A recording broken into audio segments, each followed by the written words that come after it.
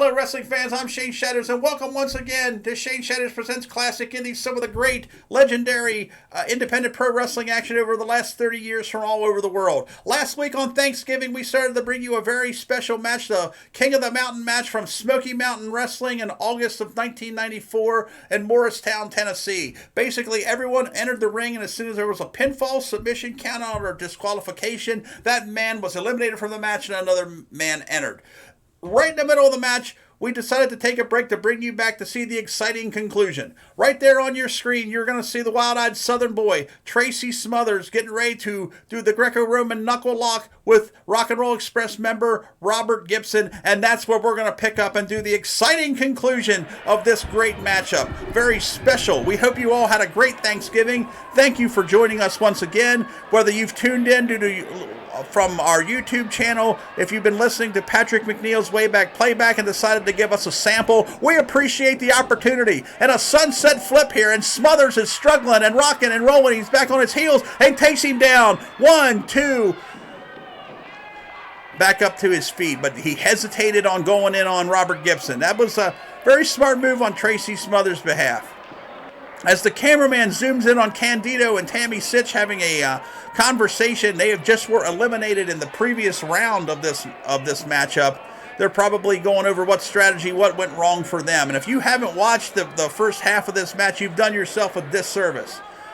We're building up towards the holidays here, folks, and what better way for you to show your support for us than joining us? Become a subscriber. Well, roll up. 1, 2, not going to happen. Becoming a subscriber to the Independent Rewind so you can get notifications of when we put up new content. We have, of course, the Independent Rewind show itself, which is the mothership.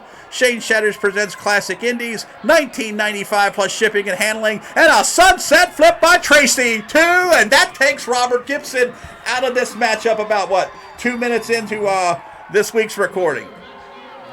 You tuned in from last week. Now you've seen the conclusion. And a good hug between these two. A good sportsmanship. Good sportsmanship.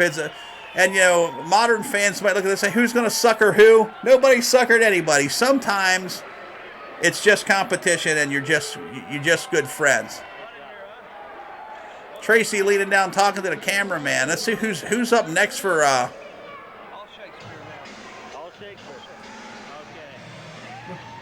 Tracy was as talented as anybody. And here he comes, ladies and gentlemen. Pro Wrestling's convicted terrorist bomber, Johnny Canine, a.k.a. Bruiser Bedlam, joined in this matchup. If you saw the episode of Dark Side of the Ring, probably just about a month ago, one of the most fascinating tales that I've ever heard of anybody in pro wrestling. This guy is literally who he says he is. He's a bruiser. Look at the chest. Look at the development on this guy. Johnny Canine was a preliminary wrestler on WWF television in the early and mid-1980s. And then he worked on the independents throughout Canada. Spent a little bit of time with Stu Hart over there in the dungeon. A little bit of time in Stampede Wrestling. Johnny Canine, Satan's Choice Biker Club president. I don't want to disparage anybody who might be listening, but this guy was, in fact, what he said he was. On his stomach, he had the tattoo, True to the Crew, and he was, in fact. But by all estimations, for people who wrestled with him behind the scenes, he was a very nice and gentle, good-time guy. But the duality of his personality obviously led to his early demise. But at this point in time, he's a top contender for the Smoky Mountain Heavyweight Championship. 3 months before this, he pulled off the victory of his career when he pinned the Macho Man Randy Savage in the Knoxville Civic Coliseum as a headline of one of the great Smoky Mountain events, the Volunteer Slam. This is another guy much like Killer Kyle. He's not going to get paid to be here by the hour. He's not going to want to hang around. He is a bruiser. He is a powerhouse. He is... going to try to run right through Smothers. And these two had a series of very rough matches all throughout Tennessee and West Virginia and Virginia during this era. You see that tackle took Smothers not only off his feet, but out of the ring. A little bit of fan support from old Aunt Ella there, trying to help old Tracy back to his feet.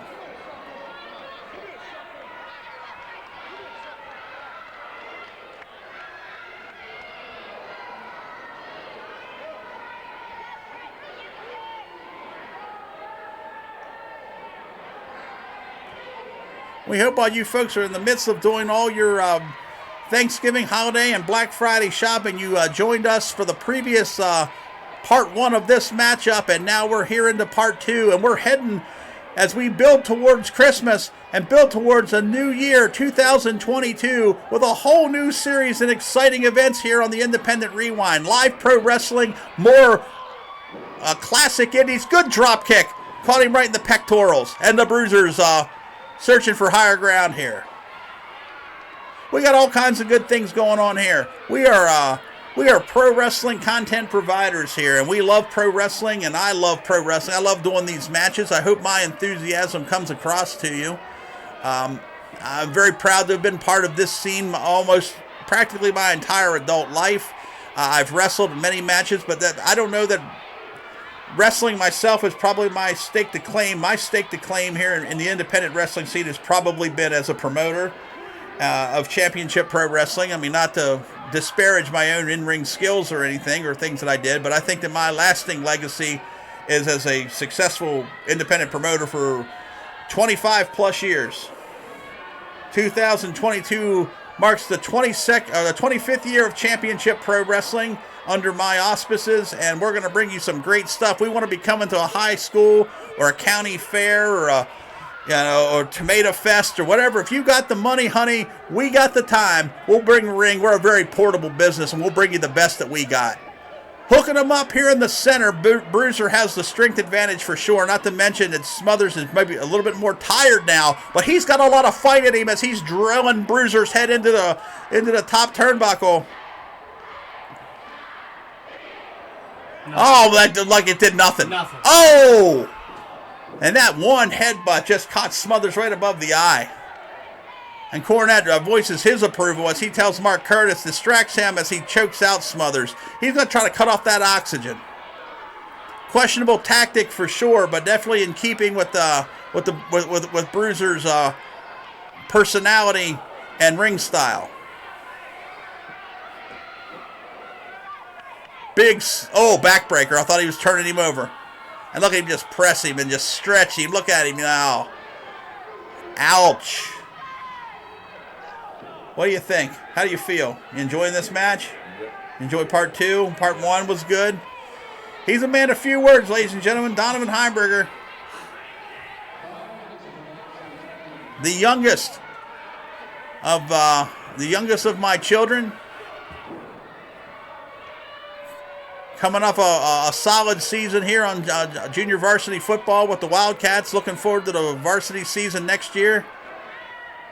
Of course, the Wildcats may already by now have won or lost the state championship. They won this weekend when we're recording this, and they are moving on to the next rounds. Bear hug by Bedlam.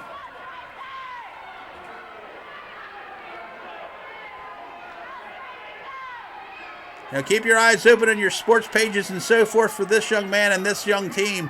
The Wildcats are moving up, moving on.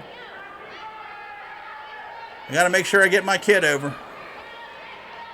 You're going to be calling that, right? Yeah, absolutely. Absolutely. You're welcome. Just trying to suck the air out of Tracy here as Mark Curtis continues to check. Curtis seems a little too distracted by Cornette for my taste for this part in this matchup. As the knees are starting to go out from Tracy. And this is when the bear hug, it becomes harder to maintain the hold for the applier, but for the applyee, if you can't keep your feet underneath of you, it becomes harder to keep the oxygen coming in and out of your lungs. And that's what a bear hug does to you, folks. He's still winning. He kind of rocked back to his feet there a little bit, but if you could tell, I mean, the knees were starting to wobble, the feet were falling, and a belly-to-belly suplex out of desperation by the wild-eyed Southern boy. Off the ropes! Nobody home on that elbow drop. That was probably a mistake by Tracy. And the Bruiser with a diving headbutt, but misses. A chess match in this ring right now.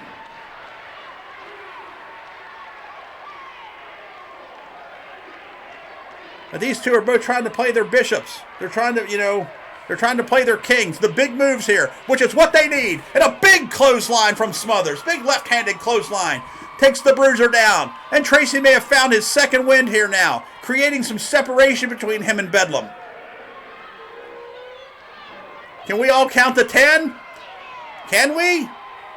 Let's do it. 2, 3, 4, 5, 6, 7, 8, 9, 10.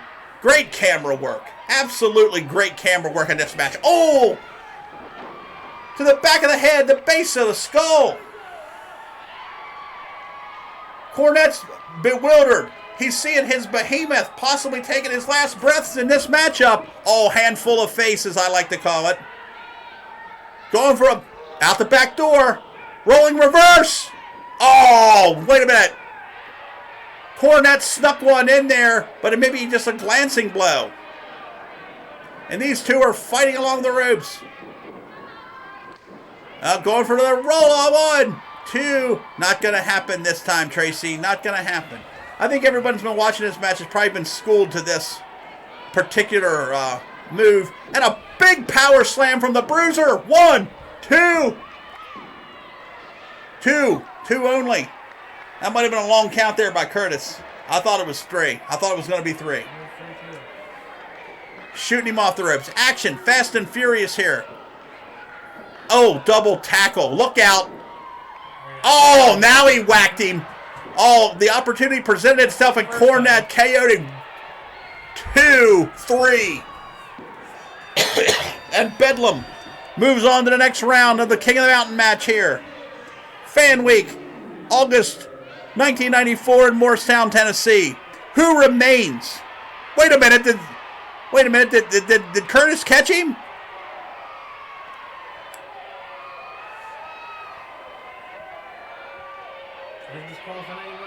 There's been no one disqualified in this match up to this point.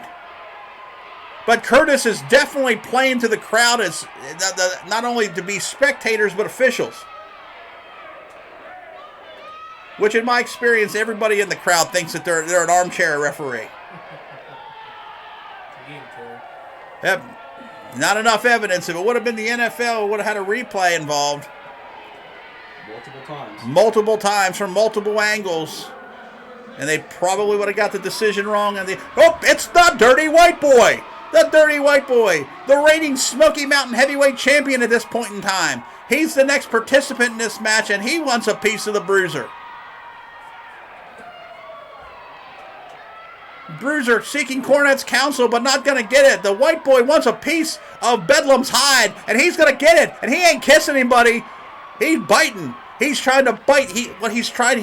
When you see a guy in a wrestling match biting, what he is going for, he's not trying to bite right here. He's trying to bite right here. If you can see what I got going on here. I got this piece above my eyebrow. This is Frosty, you've been in there. He's trying to bite this piece of meat. He bites this piece of meat, he's going to widen. It's going to explode, and the blood's just going to pour down his eye. And that's what they're going for. Absolutely. Just so you know, as a fan, and possibly you didn't, what exactly the strategy is behind those type of tactics. They are foul and they are vicious, but sometimes when you get these guys fighting down into the trenches, this is what happens. They will try to open each other up. They will try to rip an ear off. They will try to bite an eye out. They will gouge. This is not a sport historically that's been for the weak of heart. It's not a ballet historically. Tony Anthony really, giving him the big old the curly, boop.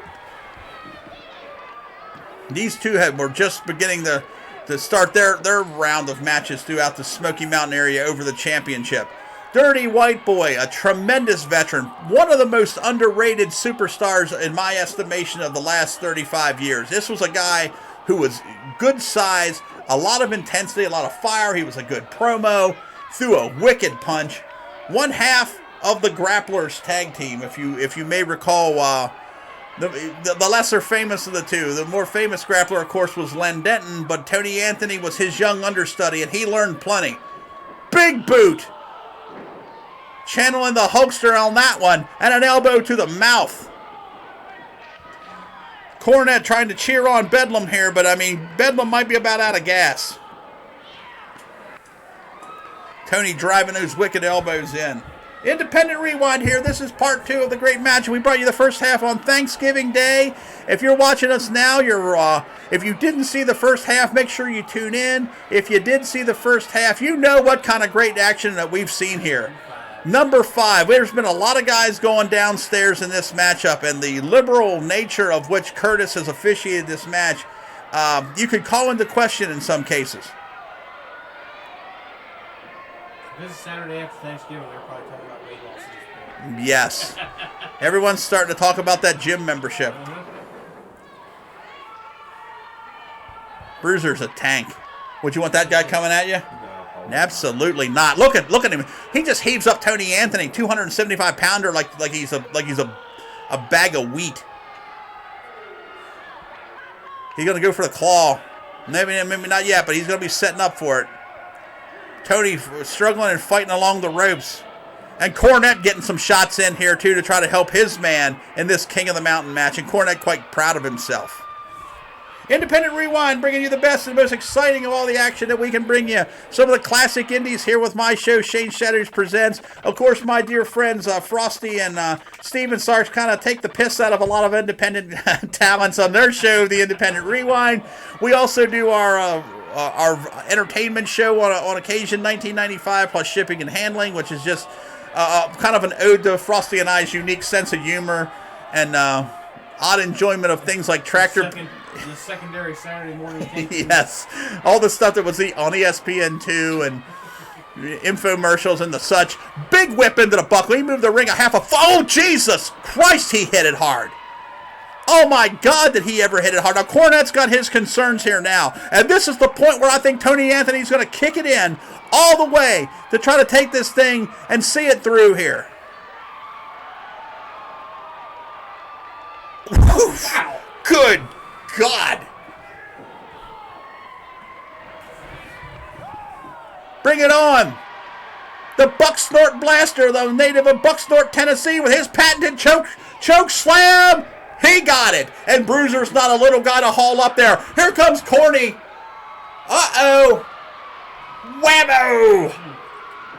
Big whammo. Oh, what's this?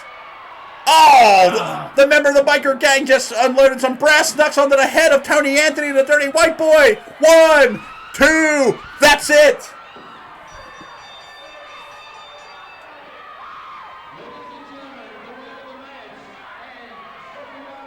He is the King of the Mountain, ladies and gentlemen. He wins the big one here. The big finale. Well, hold on, doesn't. Occurs there again.